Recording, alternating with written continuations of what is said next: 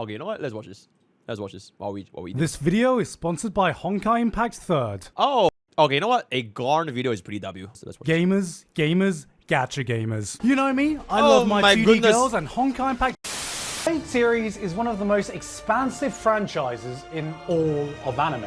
In between all the games, anime, manga, light novel, visual novels, spin-offs, it's probably one of the most daunting franchises for any newbie to try to get into. A little while ago, I made a joke skit called Trying to Understand the Fate franchise, based around how confusing the entire thing looked for an outsider looking in. And satire aside, it was based on many real-life conversations I've actually had with Fate fans trying to explain the franchise to newcomers. And every time that happens, I always hear, do you want the long version or do you want the short version? Because everyone asks for the short version, but even the short version for an outsider can seem like a convoluted mess of information. Thought you were going to give me the short version. This is the short version. But ever since I made that video, and because no one ever actually asked for it, I've always wondered to myself, what is the long version?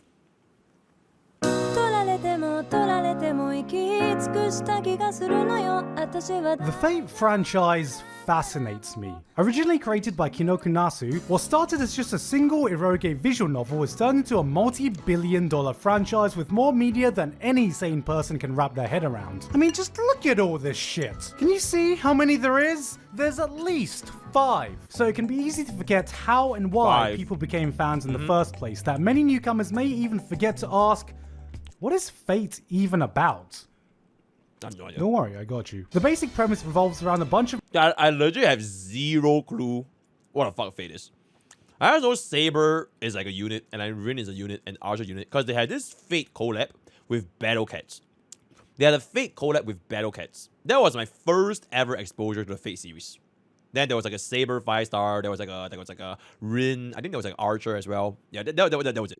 Mages who can summon heroic spirits from Earth's real history or legends to do battle over the Holy Grail, a mythical wish-granting device in what is called the Holy Grail War. Basically, it's a bunch of mages spending all their V-Bucks to organize the ultimate Fortnite, Apex Legend, fucking Minecraft, Hunger Games, battle royale between all your favorite people from history and legends to create the ultimate showdown of ultimate destiny.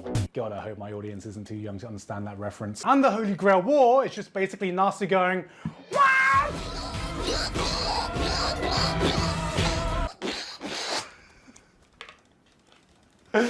Let's just cut the video there. That's all you need to know about Fate. However, the background and lore of the entire Fate universe is unimaginably deeper than that. So much so that every single spin-off, anime, manga, novel, every single piece of Fate's media takes place in a coherent universe fitting somewhere on a grand timeline, which is also shared with Nasu's other works, creating this grand universe known only as the Nasuverse. So you know what I thought would be a good idea? What if I tried explaining the entire Fate timeline? Keyword being thought, implying it was me in the past tense. It was a shit idea. Explaining all the Fate lore and timeline in detail would take hours and hours. I mean, just look at some of these wiki pages. This isn't a wiki page, it's a fucking light novel. Saber lore. That time some slag at a pond threw a sword at me and I accidentally became the fucking King of England. So this is more like the long, short version. Or is it the short, long version? Or is it the medium version? It's an excuse to justify all the countless hours I've put into this hellhole. Obviously, there is going to be spoilers, but I'm going to try and keep it focused on the lore and universe and where every series fits in the timeline, rather than what actually happens in any individual series. So, hopefully it won't spoil your experience too much if you decide to walk into hell with us. So, with that said, let's start explaining all of Fate. It's not too late now, Garn. All we have to do is just turn the camera off and delete the file and no one will ever have to know. Holy shit! You see that, Gigguk? That was Gigguk 3 months ago. I've been putting off filming this for 3 fucking months. Just kill me now. Oh, 3 fucking months. This is my dissertation all over again. Hello and welcome to my TED Talk. To be introducing the Fate timeline, I'm going to be cosplaying the most powerful servant in the history of the Fate timeline. Oh my goodness. Steve Handjobs. But before we get to the Fate timeline, there are a few core concepts we need to bang out first so everything makes sense. Firstly is Akasha. See, fate exists in this grand world of magic and mages where you can summon heroic beings from the past, present, and future, and all of this derives from Akasha. What is Akasha? See, Akasha is this metaphysical place that exists outside of time and dimensions that is the source of all events and all the souls in all timelines, and I like using big words to make them Akasha sound smart. Network. Basically, everything that's ever happened and everyone you know, you can thank Akasha for it. 2020 as a whole? Thanks, Akasha. The Chad himself, Chug Jug's Fortnite remix. Thanks, Akasha. The one time in class you thought you had a silent fart, but you ripped out a fat one and everyone heard it and stared at you and your brain still reminds you about it every time you were about to sleep? Fuck you, Akasha. So instead of wibbly wobbly, timey-wimey stuff, this is more like wibbly wobbly, timey-wimey, goopy galaxy, diddly dimension, rickety reality stuff. Where every timeline and every reality exists at the same time, meaning there are no spin-offs, every fate is canon, life is a line, yes, that smutty dojin of Minamoto going ada on the order is canon in some timeline. You can't prove me otherwise. Are you with me? Good. This is important because the end goal of every mage in the Fate universe is to find a way to reach the root of Akasha. But Gigguk, why do all mages want to find the root of Akasha? Well, I'm glad you asked, probably confused viewer. I really hope you're not confused right now. This is just the beginning. Well, this would be a good time to talk about the magic system that exists in the last. Oh my god. Live 32299. Thanks for the 100 big booms. Okay, yo mods, Discord mods, create a Poke shell roll and then give it to Lime. And then we'll see who to add over there, right? Yo, thank you so much for the 100 big booms. Thank you. Absolutely. The bro actually went to get his credit card. That is crazy. Thank you. Bro is a multi-casillionaire. Thank you. Because Thanks, as Akasha. we all know, in this universe, Thank you, mages Akasha. exist and use magecraft, aka magic. Right? Wrong. Oh, okay. Incorrect. Erroneous. Oh. Mistaken. I can't think of any more words off the top of my head. What are you, an idiot? Why would anyone assume that magic and magecraft are the same thing?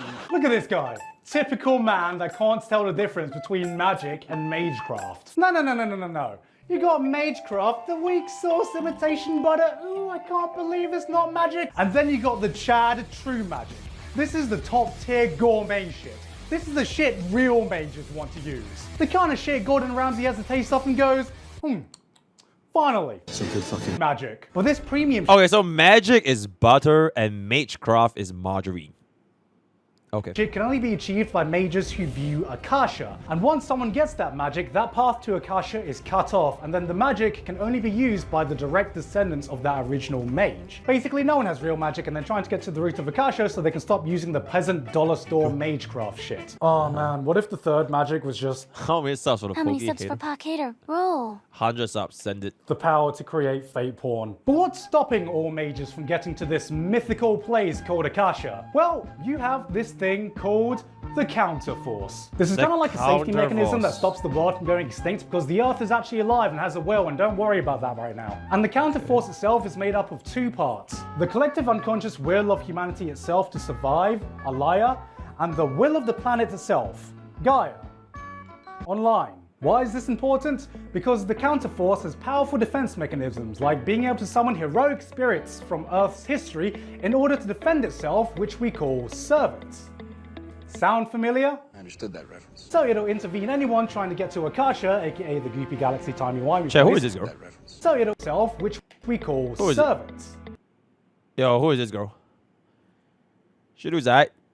Ryder. Ryder looks good. The galaxy Right, timey-wimey it's place, and mages have to Fleur find de a lis. way around it. Are you with me? Are you with me? Good. If you're already confused, may I introduce to you the phrase everyone in the Fate fandom holds in the highest esteem as the holiest words in our gospel. Don't worry about it. Why is the cast of Fate Stay Night sharing a nice wholesome meal instead of trying to brutally murder each other? Don't worry about it. How do reality bubbles work? Don't worry about it. What is the moon? Don't worry about it. No, please don't worry about it. Please don't ask me what the moon is. I'm not gonna fucking talk about the moon. To recap. What's the moon? What's the moon? What is the moon? The moon in Genshin. The moon is fake. The moon. Don't worry about it. 认真的认真 You 说 have absolutely. Akasha, the timey-wimey, goofy galaxy, rickety reality place that every mage is trying to get to so they can use the top-tier gourmet true magic. But the only thing stopping them is the counterforce, which they have to try and find a way around. Did you get all that? This is all the background information you need to know Okay. before we start the timeline. Oh. Jesus Christ, we haven't even started the timeline yet. You know, originally I wanted to visualize the timeline physically by having things stuck against the wall strung together with a string or something like that, like you see in that Always Sunny meme. But then I soon realized I don't have a wall big enough. So that's why I'm using the green screen. Definitely not because I want to rip off Nakey Jakey. Now, starting right at the beginning, before any mages, before any servants, before any Holy Grail wars, you have the Age of God. So yeah, apparently right at the beginning of Fate lore, there was this period of time where gods roamed the earth with man, mythical creatures existed, and I shit you not, physics apparently just wasn't a thing. Yeah, apparently this thing called mystery governed the law of the worlds, which I don't know what that's supposed to mean. Don't worry about it. Like, I just imagine in my head some ancient humans trying to let go of an apple and physics tries to drop it and mystery's like, no. We do not do that here. And then the apple just flies off to fucking Narnia. But everything changed when the Sefer Nation attacked. Or just Sefer. This next time period is called Deterioration. This titan called Sefer invaded. The next time period is called Deterioration. Oh, like, hear me out, chat. Who that? Oh, hear me out, bro. She hella hands, bro. She has a hella hands. She's a giantess? She's a giantess? Wait, what's her name? Safar. This titan called Sefer invaded and destroyed most of the world and was only beaten back by this mighty sword called Excalibur. After the attack, the gods weaken a bit, mystery starts to wane. The creator of Fate legitimately has a giantess fetish. Oh my god, that makes two of us. And physics is like, yo, is anyone gonna drop that apple? Which takes us to separation. So the gods are a little pissed that they can't go down to Earth anymore because they're so weak, so they make Gilgamesh, who's 2/3 god. Because gods don't give a shit about maths, apparently, with the intention of making him the keystone to connect the gods and the humans. Now, for anyone not familiar with the Fate, I heard Gilgamesh is a bad man. He's very bad. He's a bad person. verse, how can I explain Gilgamesh? You know that one meme, is this some peasant joke I'm too poor to understand? Well, imagine if that meme was reincarnated as a person. That's Gilgamesh. So yeah, he decides to rebel and the gods were like, no. This guy doesn't want to take orders from us? No, come on, you're joshing us right now. This is a prank. Come on, where are the hidden cameras? I'm on MTV Punk'd, aren't I? And so with that, the gods cannot interfere with humans anymore. And thus begins the Age of Man. From the year 0 AD, the human population explodes, magic and magecraft is replaced with science, and most importantly, physics exists now, guys, yeah! Oh, physics just magically appeared. I was meant to buy a party popper, but I completely forgot to. Alan, can you edit a party popper in this video, please? Yippee! That's right, screw your mystery. I have E equals MC squared. Okay, remember right at the beginning of this video when I said the Fate franchise was about this thing called the Holy Grail? Well, we can finally start talking about the Holy Grail. See, the Grail is touted as this omnipotent, magical, wish-granting device, and that's only partially true. See, around the 1800s, these epic magic gamer girls, called the Ironsburns family, figured out a way to the root of Akasha. That place that gives you true epic gamer magic. By using the Holy Grail to summon 7 heroic spirits and then sacrifice them, and using that mana to summon an even greater Grail called the Greater Grail, which has access to the root of Akasha. But of course, all the various magic gamer girls and boys couldn't agree on who would actually get access to this magic, so they decided to have a meeting to decide. One could even say that it was a magic. The Gathering. Or in Fate, we just call this the Holy Grail War. Which finally leads us to the timelines to all the wars so far. Oh, I can't believe I flunked world history and I'm about to recite the entire history of some fictional war that happened. I see. Okay, so you got like the first Holy Grail War, which happened around the 1800s. This is when... Okay, so why do we just not watch this first then? Because this is the first, right? Holy Grail War was the first. Right? Is that how it works? No. Fontaine. It doesn't exist. I thought there was a Holy Grail War. Oh, there's no anime? Oh, that's how it works. Three main mage families, the Einsburns, the Tosuckers, and the Matos, couldn't agree on who could get access to the Grail. So they were like, guys, we've got a bunch of servants lying about. Tournament arc, tournament arc, tournament arc, tournament arc, tour! This was hardly what you'd call Tournament an actual war, though, more like a 3 a.m. brawl at the local mage farm, which ended war. because everyone got bored and time ran out. Then came the second Holy Grail War in the 1860s with the same parties involved, but this time everyone went a bit fucking mental because everyone died, nobody won, and future generations were like, wait a minute, do we need rules? What the fuck is a Geneva Convention? Then came the third Holy Grail War in the 1930s, where the church gets involved because they're just like, are you using the term Holy Grail? God, are we allowed to copy strike that? And everyone's happy with that because they can enforce the rules. So the church is like, all right, gamers, I want a fair fight. No going for the eyes, no kicking below the belt, and for God's sakes, no summoning any illegal servants. So then the Einsburn summon an illegal servant. What the so fuck they get this totally new servant called Angramayu, aka the Angry Mango, who's meant to be this super badass, ultra OP new servant that auto wins them the war, except lol, JK is actually super weak and dies, and is literally so angry he gives the Grail food poisoning. Then we got the fourth Holy Grail War, which is basically just the events of Fate Zero. I'm not going to spoil what happens in it. And finally, we have the Grand Sugar Daddy that birthed everything we're talking about. So this is the first one. Fate Stay Night is the first one. This is the very, very, very first anime. Right? So Fate Stay Night is the first one. Oh, I'm not supposed to watch it? Oh, don't watch this first. Oh, I'm not supposed to watch this first. It's trash. The anime is shit. Oh, just skip this completely. It's complete dog shit. Watch UBW first. Phase Zero is the first one. Phase Zero first. There was a Phase Zero. Oh, this is Phase Zero. Oh, this is Phase Zero. Oh, fourth Holy Grail War into fifth Holy Grail War. Okay, so Zero was the very, very first anime. Watch Fate Order War. It's shit as an anime. This video is not about Watch Order's timeline. I see. What happens in it? And finally, we have the Grand Sugar Daddy that birthed everything we're talking about. The fifth Holy Grail War, aka the events of Fate Stay Night.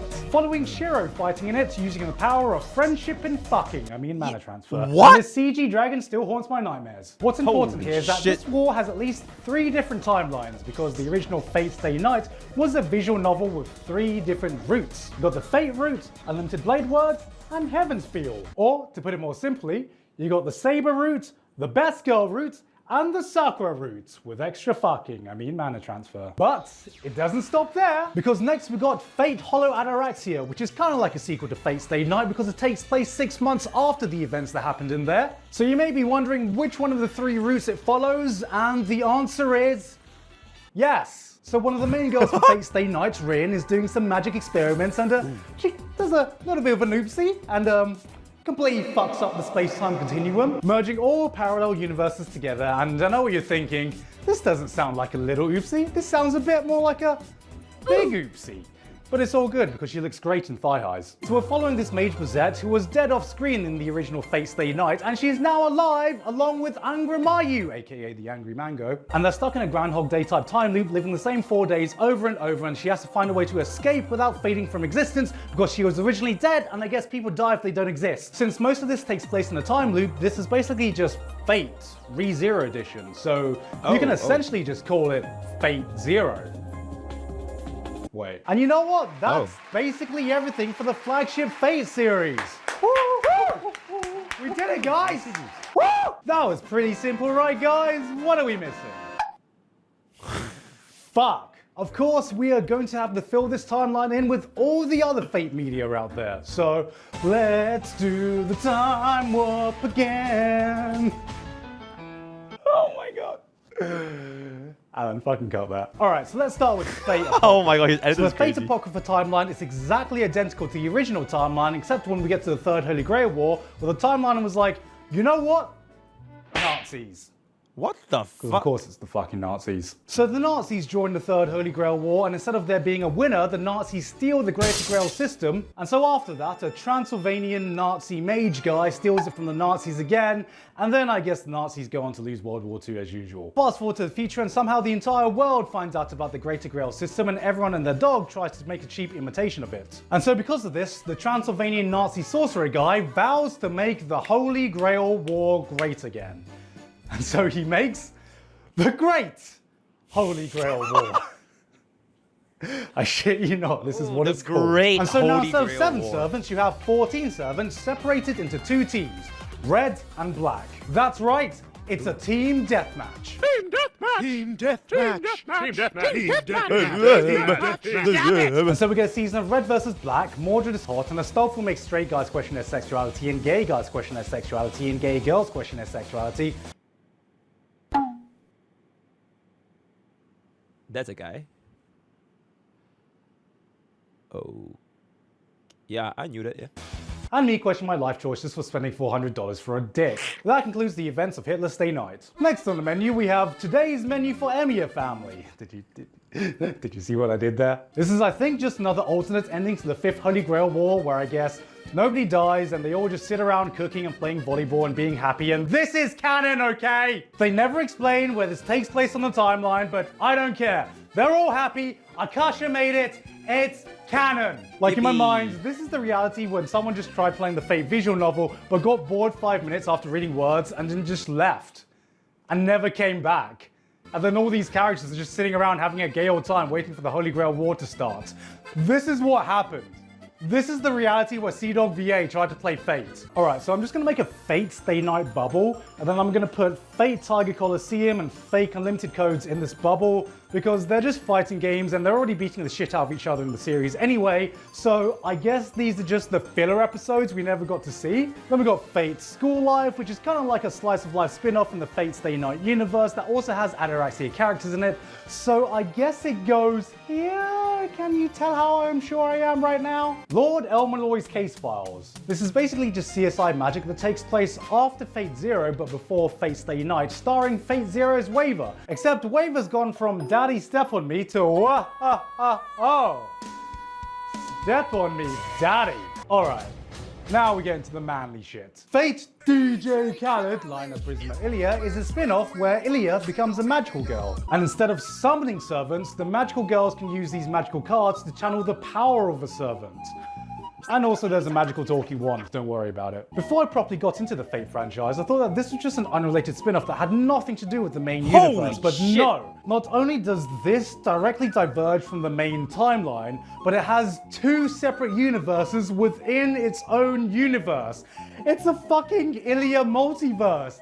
And the beginning of the Illya multiverse easy. One day. doesn't even have Illya in it. Oh god, I love you so much, Fate, but you just don't make things easy, do you? Alright, I'm Did you gonna just try say and do my Fate best, so B? stick with me Like here. Phoebe? The first universe is the one detailed in the movie Oath Under Snow, following this girl called Miyu, which is why we call this the Miyu-verse, because her name is Miyu and she's the child of God, don't worry about it. She's taken in by Shiro, and then they have another Holy Grail War, but not the usual Holy Grail War, but the Ainsworth Holy Grail Stop right War. there. Can you guess why it's called the Ainsworth Holy Grail War? Is that Muscle Mummy? Because it was made by the Ainsworth. Shiro then Holy sends shit, is Miyu that a to an Muscle Mummy? alternate universe, which we call the Illya-verse, which is all sunshine and rainbows. Okay, stop right Where the 4th Holy Grail War didn't happen in Kiritsugu's Father of the Year.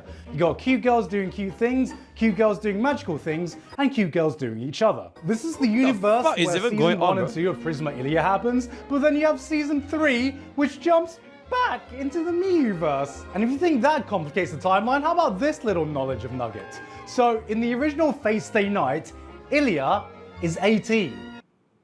She's 18. She's older than Shiro. But in the Illya-verse, she's the same age as when the timelines diverge, which theoretically should make her the same age as she was in Fate Stay Night. But she's not. And the series makes it very clear that she is under 18. So which is it, Fate? Which is it? I need to know. You know, I would say don't worry about it, but I'm pretty sure the FBI are gonna do that for me. All right. Okay, wait, can we even watch this show at this point? This entire thing sounds very, very sus. Do we just skip this entire thing? We skip this entire thing. Yes, we skip the entire thing. Okay. I'm never gonna watch on stream, but like, I don't know what the fuck is going on here. Moving the fuck on from this mess of a legal situation, your Fate, also known as the Fate Extra universe. This splits off from the 3rd Holy Grail War in the Angry Mango timeline, where all the world's mana dries up because some kind of event. So in the 2030s, all the mages turned into hackers and they tried to hack the moon because the moon has a supercomputer on it that was placed there by aliens that they found. And so inside this supercomputer moon, there How much exists this Digimon? entire digital world. And Bro, chat. Who recognizes these things? Type 1 if you recognize any of these things. Type 1 if you recognize any of these things. Alright, name them then. Chat, what is this? Chat, what is this dinosaur thing over here? It starts with A, by the way. Wow, T-Rex. I'm dead. Charmander. Who the fuck said Charmander? Wubai369. You're banned, buddy. Wait, you're not even the only guy. The Linux guy. Charmander is crazy. Pikachu. Okay, you know what? You guys are just too young, bro. And so the Supercomputer Moon is hosting a virtual reality Holy Grail War because it's actually alive. Oh. I don't realize how ridiculous this sounds until I read it out loud. Don't worry about it. So yeah, it turns out the moon knows shit and you can hack the moon. And it also has Rin, Sakura, and Kirei from the original Fate Stay Night, but not the original Rin, Sakura, and Kirei from the original Fate Stay Night. What are you, stupid? They're just characters who look, sound, and dress exactly the same, but they're different. Are you worrying about it? Because I'm not. So you got the Fate Extra games, the Fate Extra Triple C games, and then you got the anime. Fate Extra Last Encore in its own separate timeline that takes place in the year 3000. And Rin's great-great-great-granddaughter. It's just fucking Rin. Fate Grand Order. Oh god, you're not gonna make me break down Fate Grand Order. Alright. Now we're truly in hell. So Fate Go is a mobile gacha game along with some anime adaptations where the first Holy Grail War never happened, the world is fucked for some reason, and you have got to travel back in time to various points in history to fix the fucking timeline. And every different timeline you fix is called singularities. Basically, imagine Fate Back to the Future, except there are like 7 sequels all with different diverging timelines, and you're not trying to fuck your mum, you're just trying to fuck all the servants. Alright, so for simplicity's sake, and you're not trying to fuck your mum, you're just trying to fuck all the servants. Who is she again? Who is she again? Miyamoto Raiko. Minamoto Raiko. Bro, she bad. Bro, she's like Raiden Shogun on roids. Alright, Like, so literally. for simplicity's sake, I think it would just be easier if I just draw out the Fate Go timeline. And then here in its own corner, it's just Fate Prototype, which is Kinoko Nasu's original concept for Fate, where King Arthur's actually a guy? Oh. Get out of here with your damn historical inaccuracies. So essentially, this is just a non-existent project because the only thing that exists is a 12-minute trailer that was made purely for fan service. Which is even more bizarre when you consider Fate Prototype Fragments of Sky Silver, which is the prequel to Fate Prototype. They made a prequel, a full light novel prequel, to a 12-minute commercial. Like, do they really think Fate fans are that hungry for content? A type Bro, who's it's just sitting crashing there out. being like, all right, Fate fans, open wide. Content, give me anything. And then this prequel to a project that basically doesn't even exist has a side story called Fate Labyrinth. A side story! This is why Tsukihime fans are on suicide watch. You can tell that line was written months ago because, yeah, where the fuck did this come from? And all this would be a completely alternate universe with no connection to the original universe, but I shit you not, one of the characters has a dream that connects this universe to the Fate Stay Night universe. Yep.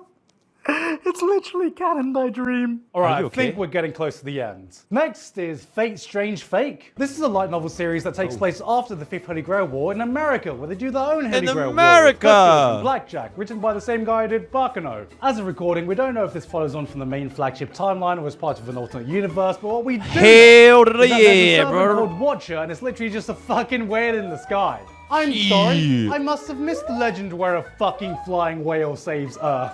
Does Free Willy count as a legendary hero of history now? There's Fate Type Redline. It's Tokyo in the 1940s. Yo, she bad. Nazis are at it again, but this time so are the Japanese military. It's the 3rd Grail War with seemingly no other connections to any of the Grails, and it's a manga drawn by the Demon Slayer mangaka. We got Fate Requiem. Not a lot about this is known right now because it's not been officially translated, but what we do know is that it's set in the future after some kind of Holy Grail War, and somehow everyone has their own Holy Grail. And also there's this new servant called Voyager, who I guess is the Voyager space probe, except I have no fucking clue how a space probe becomes a servant, let alone a blonde Shota boy, let alone a blonde Shota boy space probe servant, and don't tell me to worry about it, because I'm not. Can you see how much I'm not worrying about it? I am not worrying about it.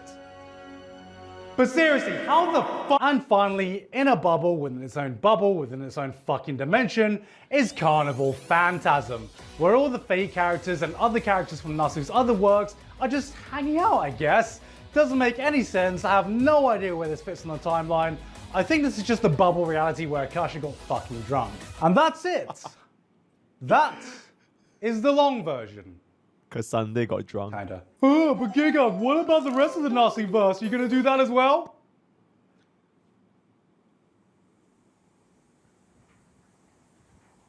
How about no? Originally, this was meant to be a grand video where I talked about all the funny and ridiculous things I found out about Fate lore as a whole.